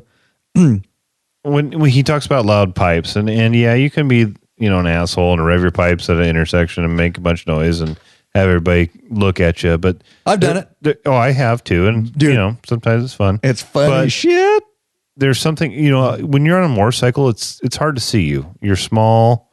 Generally you have one headlight that doesn't drag the attention to a motorcycle like two headlights. And so having pipes that are loud, they serve a purpose. One, they're cool. I'm just going to admit it. Okay, I like the sound. I like the sound of a Harley. I like the sound of a hot rod, and I like the sound of a loud bike. Only got one headlight. You know it, I knew that song. Yeah. But Sing it. There's been times where I've had people put their turn signal on and they're starting to move over, and you just crack the pipes a little bit, and they go, oh, shit, and they move over. So there's something about that loud pipes save lives. Well, there's no shit about it. Yeah, you can joke about it all day. Of course. I'm not saying make it so straight pipes, no baffles, You've loud, seen me do annoying. it. I do it. Rev it when I'm coming up to an intersection. They haven't made eye contact with me to get their attention. I think all of us that have because you only got one life to live. one headlight. Oh, one headlight. So I think there's something that having some pipes that are loud because it draws attention. He talked about a suede vest. I've never seen anybody wear a suede vest. Who the hell wears a suede vest? Anyways, Somebody did that he saw. he talked about He's just a comedian, dude. Yeah, I know. Maybe he's just talking about leather, anyways. But suede, never seen anybody wearing suede unless Elvis Presley was riding a motorcycle and has a blue suede vest on. He talked about women and get your guys in line. The truth is my wife likes the vibration of my Harley, and she likes loud pipes. So, I'd rather hang out with a girl.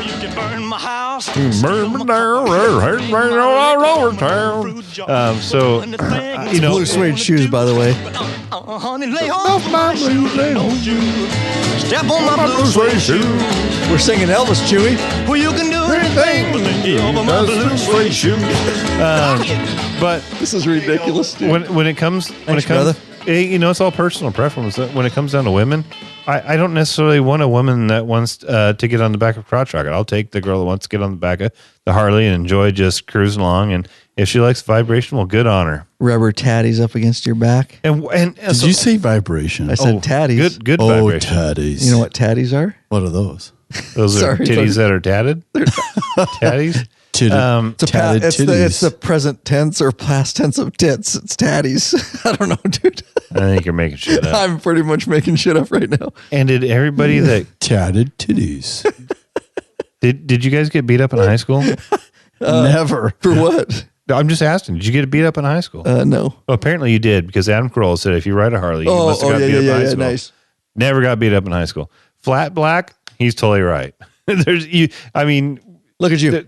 I got to tell you, I like flat black. I don't have a flat black bike, but it's not about I like it. whether you like it. But it's whether he's got a point, dude. It's fucking the most dangerous There's thing a reason you can do. motors officers wear white helmets. Correct. Black and white. Oh, because gloss most black dangerous. and white. I got you. Yeah, he's for the transition, right? I Gotcha. mean, the white helmet sticks out. You can see him from anywhere.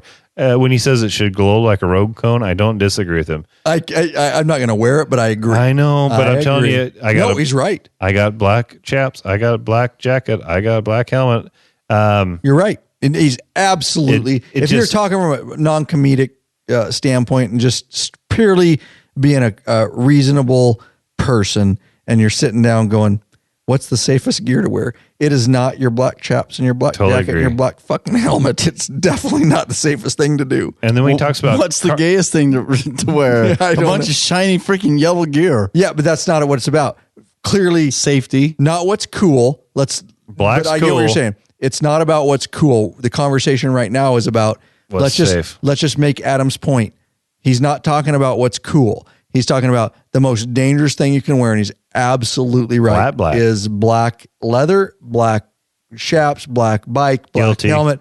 Guilty. I'm not saying you should wear that. I'm just saying he's absolutely right. If we wanted to be safe, we would all be wearing high-vis stuff. We would be wearing high-vis helmet on duty as a motors officer. We wear shirts that are high-vis. We wear, he's saying your helmet, Matt, which should be like a high-vis orange traffic cone. He's right. I'm not saying whether it's cool, Chewy. I'm just saying he absolutely is right. He's right. But if I wanted to be safe, I'd drive a car like him and not ride a motorcycle. And he also talks about canyons and talking about we carve the canyons. If you want to carve the canyons, now listen. I get joked about teased about being safety source, one of the slow riders. I'm fine with that. Safety source. I'm fine with that. That's a good thing. But I'll tell you what, I'll put you, Rob, Lee, against any crotch rocket. In fact, I've seen Rob blow away crotch rockets in canyons. I have. You don't need, and I'm sure you have. You don't need to be in a crotch rocket to carve up a canyon. Yeah, you can carve a canyon on a full dressed Harley. I've seen it happen. Yep. Right. That's all I have to say. No, you're right, and I'm glad you brought that up because I was going to bring it up too. And piggybacking off that, Lurch, is we have ridden a lot of roads across many, many states. And, you've got you talk about this is bringing it back, reeling it back in. You talk about sorry, I'm looking something up. You talk about the stereotypical, Harley rider. And you brought it up early in the episode. You have the same stereotypical sports bike rider. So here you go. Mm-hmm. Here's a picture for you. Oh yeah. We've been riding before and on our, different trips and things like that. And we see, and I'm not dogging sports bike riders. One piece leather pajamas. Yes. what the hell is that not coming up for? Oh, there we go. Just show me. But you see getting back on track, the guys with the one piece white, whatever color, leather, racing suit. This is for the track. This is for the real fucking deal. The legit sports bike, dragging fucking knees. This is the outfit. They got the tortoise shell, like he says, on the back. If you go down, Adam says it. And they're riding out on the road. So they obviously got a sports bike. They obviously looked up sports bike rider on Google, and they're the same people. and they get the whole expensive leather outfit, the whole deal, and they look like they just came off the fucking track. And then we pass them on our Harleys. Go carving canyons. We carve canyons like motherfuckers on our Harleys, aside from safety source here, like you said. But I'm just all jokes. I've seen him do that too. What? Ish. Carve some canyons. Oh, yeah, he can carve. Ish. Look in my rear view mirror. Everybody's got moving. Everybody's got different confidence levels. And no, with all jokes aside. So we passed those guys. So there you go. Like you said, I'm just reeling it back in. Every genre has its stereotypes. And so those are the sports bikes guys that we think of. Now, there's lots of sports bike guys that would blow us away because they've got performance bikes and they're actually good riders. There's no way a Harley can keep up with that. But, exactly what we're talking about, we passed those guys. And so it doesn't cross, or I guess it does cross over to a certain extent with that. So you've got your extreme on both ends with that type of stereotype stuff. Does that make sense? Yeah. And then the adventure bike guys go by standing up. Right. We talked about that on our episode with Popeye and that guy. Yeah. He was straight honest about it. We go, every time we pass, BMW riders, and those kind of guys, your sport adventure bikes, venture bikes, they're always standing up because their ass hurts and they're their knees hurt. Their mid controls. He admits. The flat seat. Yep. He was cool about it. So go back and listen to those episodes about riding the Yukon territory because they'll come out before this, and all that. He was straight up nice about it and honest about it. So yeah, you've got your stereotypes about those type of, whether it's sports bike, whether it's Harley, and I'm sure a lot of those sports bikes guys change over time, but you don't need a leather suit, a full leather suit, which I'm sure is like $1,000 when you got Harleys. That's so, passing you. That's so gay. We can carve the canyon, dude. I'm sorry. We got Robin here. Settle down, Rob. We got little Rob here. Just it's gay. It's gay. I don't know what else to say. I know, it's gay. Oh, all right. Chewy. Yes. What? Go ahead and piggyback off this. What do you got? Just be who you are. If you want to. Oh, Jesus. We're not wrapping it up yet. Don't do that. We're not wrapping it up yet, dude. Okay. All right. What Adam said. Let's piggyback off Adam. We'll close it up with that. Besides stereotype, but do you think, let me pose this question to you. Do you think in your heart, having ridden, is the industry changing? Have you seen changes, acceptable changes that are not a big deal anymore? Or do you think it's just staunch like it was, like Adam says? No, I think guys are more relaxed. They wear what they want to wear. Some newbies maybe are going to put on a bunch of leather, but guys are going to wear what they're comfortable with. That's what I've seen. Yeah. So you think it's acceptable? Yeah. Do you think it was acceptable 20 years ago? Or do you think you'd have got called out? Some guys might have called you out. Yeah. Mm-hmm. I agree. Yeah. I agree. Some hardcore bikers would have called you out. It was a lot more hardcore. Wearing what I wear, they probably would have been like, "You're a pansy." That'd beat your ass. What are you doing on a Harley? Mm-hmm. But I wear what's comfortable. So, yep. 20 years ago, leather was the thing. Right. There wasn't the technology. Textiles have come a long way since then. We got textile underwear now. For my chrome wiener. That's awesome. Keep coming back. Sorry. So 20 years, I think 20 years ago, if you wore a full face, you're a puss. That was the big thing back then, was a half helmet versus a full face. When helmet. I first started riding Harley, I made fun of guys wearing full face. Oh, yeah. I'm just being honest here, dude. Because I wasn't educated so I'm just being open here. Mm-hmm. If I'm going on a long... Lurch, you have some... Oh, yeah, sorry. No, go ahead. What? If I'm going on a long ride... Talk. Yeah. It's going to be a full face. Mm-hmm. But if I'm coming into town... Why? Why wouldn't you wear a full face? But here's the deal. Why wouldn't you wear a full face to the grocery store? Is it strictly for rider fatigue on long rides? Exactly. That's what I'm getting at. For me, right? yes. Comfort. For me, yes. See how I reel it in there? For me, yes. Comfort. And I've been on long rides with half for rider fatigue. And it's like, oh shit. You get done and you're like 600 miles, 700 miles, and you're like, man, I am beat up. Sunburn, windburn. Yes. And then you wear the full face and you're like, man, I could have ridden more, so. Yep. Good. Lurch, you have follow up on that? No. Good job. What? All right. Jesus. Follow up. I said what I wanted to say. No, you had something to say before him, and then he started talking, and you just, that's all right. If you don't want to admit, exactly what you want to say here on the podcast, that's fine, dude. You're holding stuff back. You that's assume fine. that I had something to say, and I do not. All right. That's why I got to steer the ship, make copious notes. All right. What do your notes say over there, copious? The only thing I got written on here is chrome wiener. There you go. He's been talking about that for 3 hours. All right. So one of the things he talks about, and we will wrap this up, but I'm having a ball. We could go on till midnight just talking about biker stuff. But one of the things I got written here, which Adam talks about, is exactly what I did. And I'm calling myself, I hope people realize I'm not making fun of anybody. I'm totally calling myself out on this episode for a lot of the things that I I've done some of this. Yeah, for sure. And there's nothing wrong with it.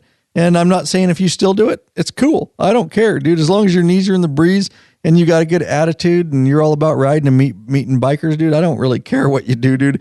You're a human being. Make your own decisions. I'm not trying to guide you on what you should and shouldn't do. So I hope people realize about this episode. It's just kind of fun to talk about how we all change. We do that with all things in life.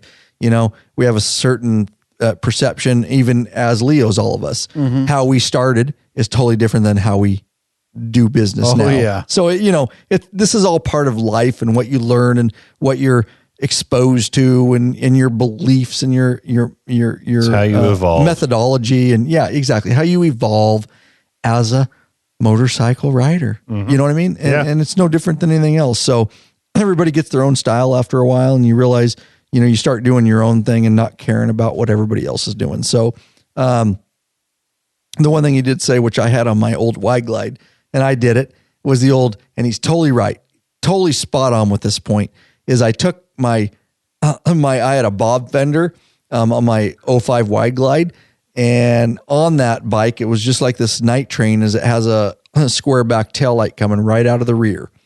And I took that and I got rid of it. And so that honestly is at a perfect height for motorists following you to see. And that's kind of where it should be, which is why the federal government has Harley put it right there. It's a right height and all that shit. And I took that thing and I ripped it out so I would have a completely open bobbed fender.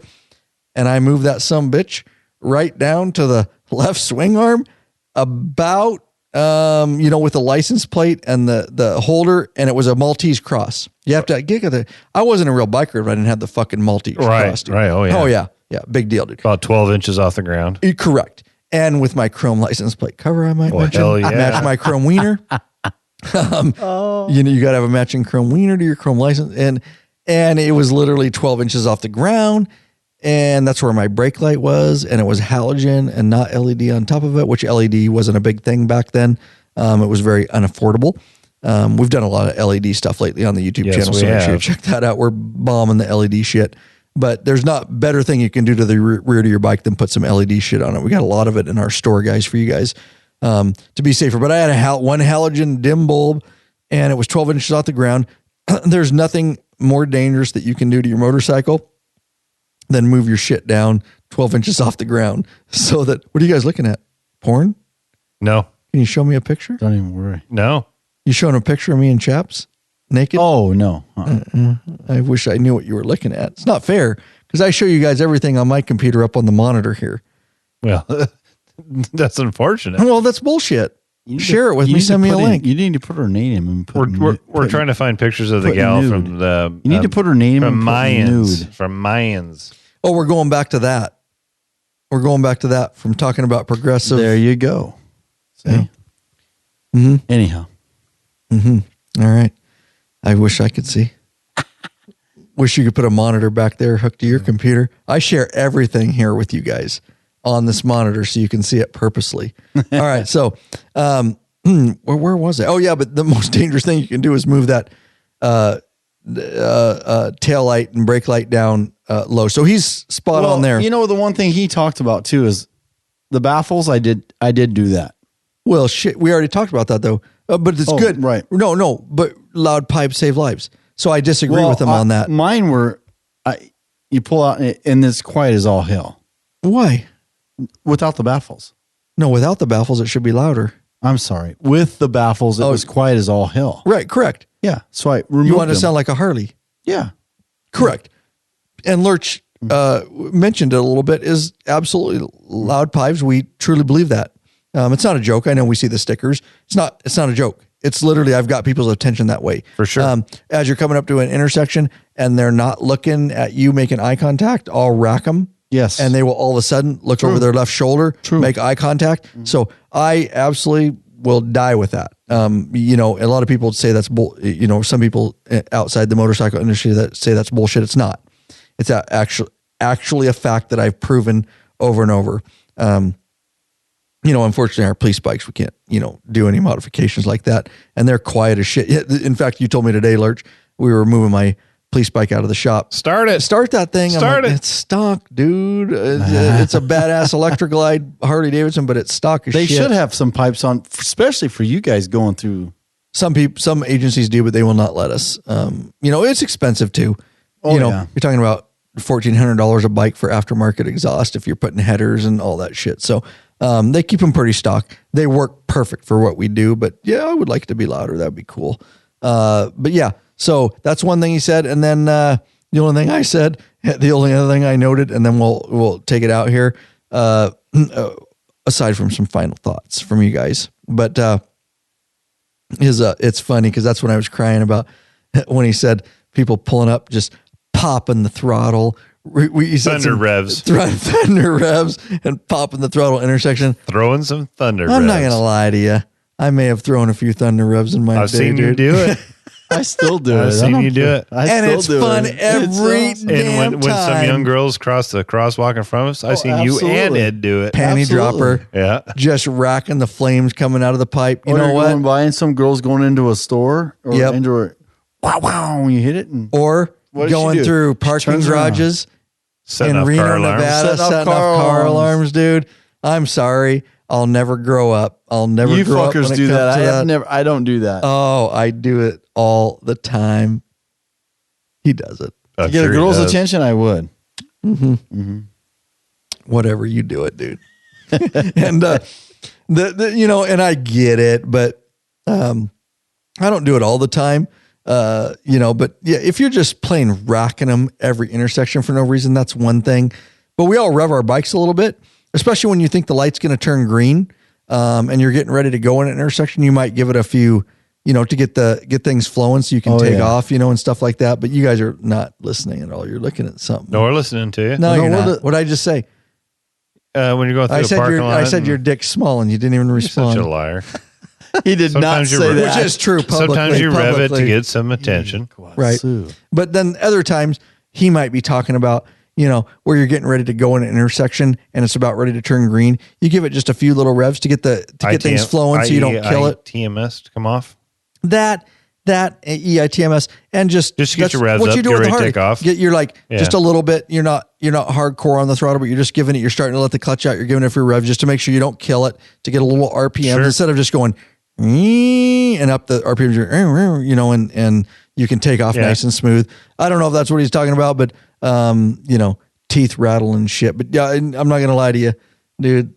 The bike you rode today is pretty loud. It is. I'm not gonna lie to you. It's got short shot, Vance Hines short shots on it. Staggered short on shots. the 07, and then the Dyna Lowrider S out there. We've also been doing some videos on. That's why we have it. We've been lucky enough to have the big radius on it. Those are the big radius. Yeah. It's fucking loud, just straight fucking loud. And I'm not gonna lie that. And the baffles are in it. And the baffles are in it. So I'm not gonna lie to you. Let's. You guys doing okay? Oh yeah. Okay. Yeah. Yep. As Lurch is guzzling water over there. He's not pouring another whiskey. Well, it's what I have left. No, you need something. No, I'm good. Okay, I'm good. Because Chewy went and got me an Apocalypse IPA. I'm fine. You're fine. All right. So here's the deal. Because I want to get a little bit deeper before we take it out of here. I think, and I don't speak for everybody. Maybe it's just me. Maybe I'm a little more considerate. I don't want a bad rap for Harley riders because clearly by Adam's rant, there is some, sediment of bad juju. A lot of that's it's comedian comedy. bullshit. You're right.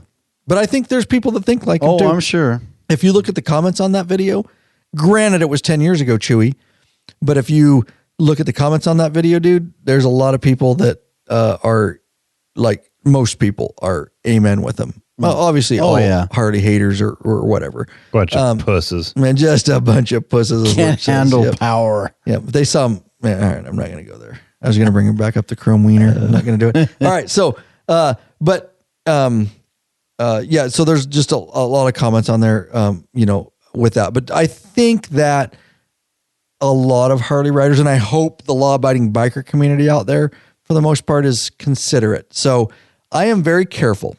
I come in every day on a Harley-Davidson motorcycle through my neighborhood because of the Leo job, right? Right. It's not that loud, but it's still louder than most motorcycles. I come in all different, like Lurch today. We rode out. We had to go film some stuff.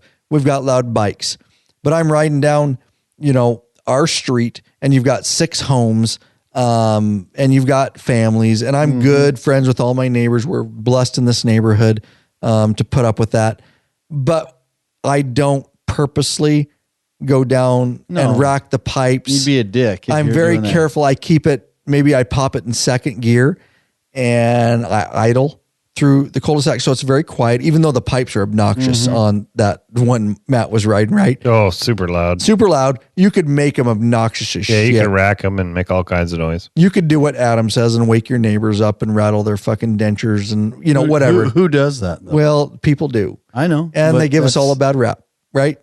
So, yep. It only takes one. They're correct. And that's how society is. And when I'm coming in late at night, when I'm riding my personal bikes, when I'm out, like this week, we're going to a sworn few MC meeting and I'll be in, 10, 11, whatever. I will come into my neighborhood purposely in second gear and I'll actually get a little bit of speed, especially when it's 11 at night, because they're great people. And, I don't want them to hate motorcycles. I don't want them to hate me. I don't want them to hate Harleys. And I'll come in halfway through that cul-de-sac, before the cul-de-sac, and I'll get some speed and I'll kill it. Kill it and I'll put an accessory slide on in. Yep. And I'll slide it on in. Yep. Until I can get the garage open and stuff. And then I'll start it and idle it in.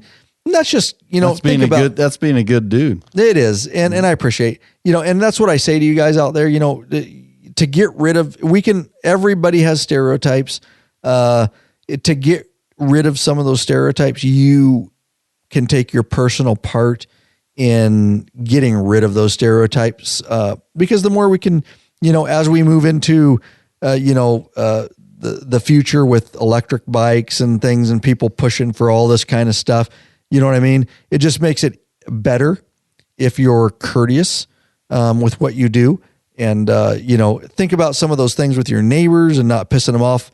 And being friendly, that's what the law-abiding biker scene is all about, being friendly and meeting people, not only bikers, but citizens, and just giving a good overall image of the motorcycle scene and not being what Adam Carolla just described. What do you guys say? What are you looking at? Seriously, what are you looking at? You guys are totally not focused on the podcast anymore. I can't show you. I should just close it out because you guys are not focused on the conversation. Anything else, guys? No, I think that no. I think what you're saying is you can be a good neighbor, absolute on track, but don't be a good citizen. Good biker. Come in there and just a good citizen. If you're coming through your neighborhood and racking your stinking pipes, those are the people that go are jump making Adam do what he's doing. Go jump off a cliff and do something else. No, we ride bikes because we love to ride. Right. We're not going to ride down your neighborhood and rack our pipes just to wake you up. No. We love our bikes. We ride them because we love to ride powerful Harley-Davidson motorcycles. Someone disagree with you. Powerful word, but go ahead. Lurch, anything? You're totally sidetracked. No. I feel like we're kind of just reiterating what we said before. No, we're not. But I'm just closing it up with saying, I'm wrapping it up with saying there is an image, and we can all do our part, which is some of the stuff I just described, to get rid of the image that Adam Carolla has as a law-abiding biker community in a whole. It comes down to just being considerate. Right. A personal like you're saying, choice. You come in late at night, don't wrap the pipes, don't make a lot of noise. Just slide on in nice and quiet and park that thing. Yep. You don't have to be a dick and make a bunch of noise. I mean, there is a time. Don't be a dick. Don't be a dick. There's a time when that's cool. and there's a time and place for it. Late at night, coming in the neighborhood, not the place. So yeah, what you're getting at is there are things that we can do as bikers to maybe change the view that people have of us, the stereotype. Oh, with that said, you ended up with the word stereotype, which is what the episode title is, dude. Well, that's what I do. I drink whiskey and know things. When you're not sidetracked with whatever you're looking at. Yeah, I was losing you guys. All right, thanks for sticking with me, though. Appreciate it. All right, guys, thanks for listening, and we appreciate you being here. I know it's a rather long episode, but that's what we do here. And, we could have did that in a 2-part episode, dude. Straight up. Well, like I've told you before, I listen to podcasts that are 3 hours long. You just come back to them? Yeah, I don't listen to it all at once. I can't do that. But you save it, come back to it? Yeah, just go back to it. So, hopefully... Little nugget. So if you went out on a run and an hour later you were done, come back to us and listen to the second half. Yep. If you're out there mowing the lawn, it's going to take a couple hours because you got to mow the lawn. It takes about 2 hours to mow the lawn, about 3 beers, but you're not going to get through this whole episode. Right. So just save it and let's do it tomorrow when you're out taking a jog. There you go. Nice. Walking the dog. And I just want to say, for the record, because I don't want to be liable, don't chrome your wiener. We're not. I'm glad you said that. Chroming your wiener. You've kind of been hooked on that. Chrome wiener. He's been hooked on that for like 4 hours. His trailer balls are chrome too. Oh, don't get stranded, bikeaholics. That's right. Get hooked up with our Cruise Tools RTH3 roll-up travel toolkit for Harley-Davidson and American-made V-twin motorcycles. Why get stranded and have your bike towed over a small repair?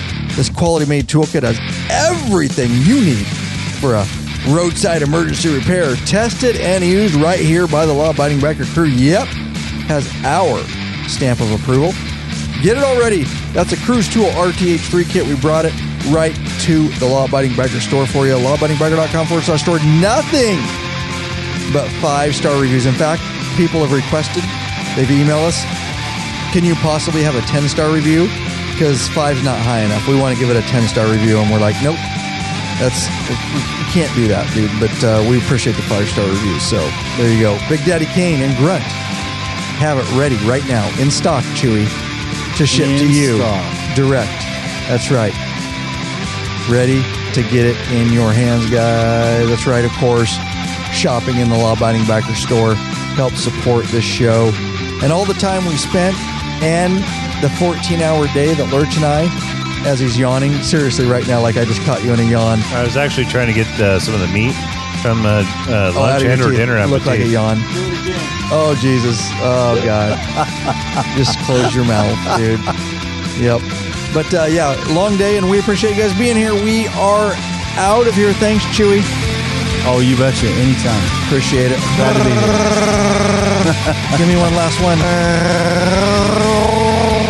Welcome to the new studio, bro. Oh, I love it. A lot different. Good times, yep. Nice and cool in here. Yep. We're out of here, boys. Later.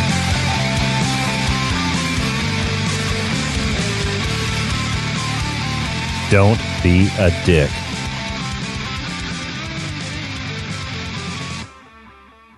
Oh, and don't chrome your wiener.